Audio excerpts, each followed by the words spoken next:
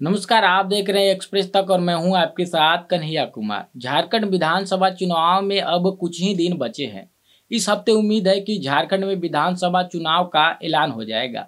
अब ऐसे में दोनों गठबंधन के बीच में अभी तक सीट बंटवारे तय नहीं हुआ है। दोनों गठबंधन में करीब करीब सीट बंटवारा का जो फॉर्मूला है तय हो गया है। अभी तक औपचारिक घोषणा किसी गठबंधन के बीच में नहीं हुआ है, लेकिन हम आपको इस वीडियो में बताएंगे कि महागठबंधन में सीट बंटवारा का फॉर्मूला है वो लगभग तय है। हमारे सूत्र बता रहे हैं कि कौन दल कितने सीटों पर चुनाव लड़ेगी झारखंड में। इस वीडियो में हम वो भी आपको बताएंगे कि करीब करीब महागठबंधन में सीटों का फॉर्मूला है वो तय है। अब बस औपचारिक घोषणा है। अब बाकी झारखंड में इस सप्ताह विधानसभा चुनाव का ऐलान होगा, लेकिन महागठबंधन में सीट का जो फॉर्मूला है वह तय कर लिया गया है। राजद सुप्रीमो लालू प्रसाद यादव की पार्टी राष्ट्रीय जनता दल भी झारखंड में विधानसभा का चुनाव लड़ती है, लेकिन आरजेडी को इस बार बड़ा झटका लगा है। वहां लगने वाला है। फिर पिछले बार जितने सीटें पर राष्ट्रीय जनता दल को मिला था उससे कम सीटें इस बार राष्ट्रीय जनता दल को मिलने वाला है। इस बार कम्युनिस्ट पार्टी भी महागठबंधन के हिस्सा झारखंड में रहेगी। पिछले साल दफा कम्युनिस्ट पार्टी महागठबंधन के हिस्सा नहीं थी, इसके कारण राजद के सीटों में बढ़ोतरी थी। इस बार उसकी सीट कम होगी। उनके खाते के जो सीटें हैं वह कम्युनिस्ट पार्टी के खाते में जाएंगी। आपको बता दें कि मौजूदा स्थिति झारखंड विधानसभा के पास अभी 27 सीट विधायक हैं। कांग्रेस के पास 18 विधायक हैं। माले के पास एक विधायक है, आरजेडी के पास एक विधायक है और उनको विधायक सत्यानंद भोक्ता व झारखंड सरकार में मंत्री भी हैं। भारतीय जनता पार्टी के पास 24 विधायक हैं। आजूसी के पास 3 विधायक हैं। एनसीपी अजित गुट्टा के पास 1 विधायक है और निर्दलीय 2 विधायक हैं। अब ऐसे में महागठबंधन के पास मौजूदा स्थिति में 27 से जीएमएम 18, कांग्रेस 1 मले और 1 आरजेडी के पास सीटें हैं। लेकिन जो 81 सीटें विधानसभा का झारखंड में है उसमें सीटें का बंटवारा का फॉर्मूला है वो तय हो गया है।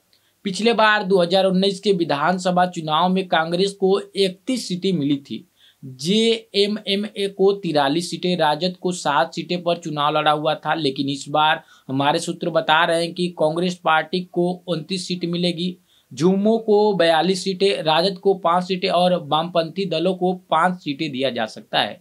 यानी कांग्रेस और राजद के सीटों में कमी हुई है।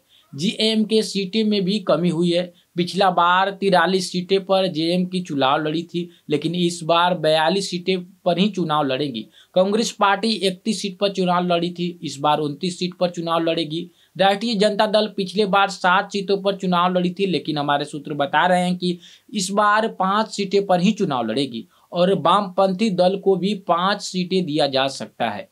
झारखंड में यह सीट बंटवारा का फॉर्मूला है, वह महागठबंधन के अंदर ही है। चुनाव के पूर्व महागठबंधन में सीटों के बंटवारे पर सहमति बनाती दिख रही है।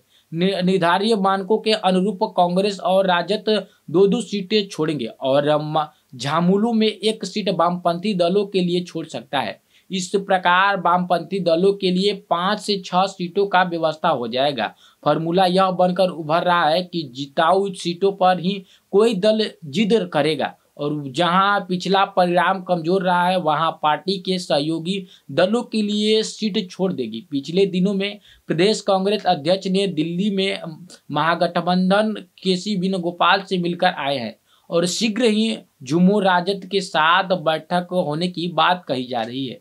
वामपंथी दलों के लिए 2 सीट कांग्रेस छोड़ेगी तो 3 सीट राजद के हिस्से में उनके पास जाएगा, ऐसा हमारा सूत्र है बता रहे हैं। उनके अलावा 1 सीट सुप्रीमो भी छोड़ने के लिए कहा जा रहा है। कुल मिलाकर 5 से 6 सीटों पर वामपंथी पार्टी को चुनाव लड़ने का मौका मिलेगा। इन सीटों पर राज्यभार बागमती सिद्री निश्चित तौर पर उन्हें मिलेगी। 1-2 और भी सीट पर विचार किया जा रहा है। पिछला दिनों में कांग्रेस के प्रदेश अध्यक्ष नई दिल्ली में पार्टी के संगठन महामंत्री से मिलकर लौटे हैं। सूत्रों के अनुसार आलाकमान का संकेत किसी भी स्थिति में सीटों को बंटवारे पर विवाद को बढ़ने नहीं देगा।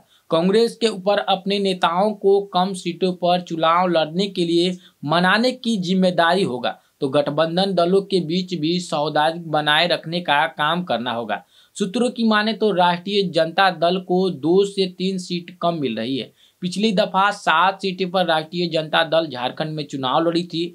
मजा की एक सीट पर उन्हें जीत हासिल हो पाई थी, लेकिन इस बार 4 से 5 सीटों पर ही यह चुनाव इस बार लड़ेंगे। वामपंथी दलों को महागठबंधन में एंट्री के बाद अब राष्ट्रीय जनता दल के सीटों में कटौती किया जा रहा है। कांग्रेस पार्टी की भी 2 सीटों में कटौती किया जा सकता है, यह हमारे सूत्र बता रहे हैं। जेएम अपने खाते से 1 सीट कम्युनिस्ट को दे सकती है, लेकिन झारखंड में औपचारिक तौर पर सीट बंटवारे को लेकर के अभी कुछ भी तय नहीं हुआ है। लेकिन हमारे सूत्र बता रहे हैं कि अंदर खाने सीट बंटवारा महागठबंधन के अंदर तय हो गया है। फिलहाल में इतना ही। आप देखते रहे एक्सप्रेस तक और बने रहे हमारे साथ आगे की जानकारी के लिए, आगे के अपडेट के लिए, और सब्सक्राइब करें एक्सप्रेस तक यूट्यूब चैनल को और फेसबुक पेज एक्सप्रेस तक को फॉलो कर सकते हैं अधिक जानकारी के लिए।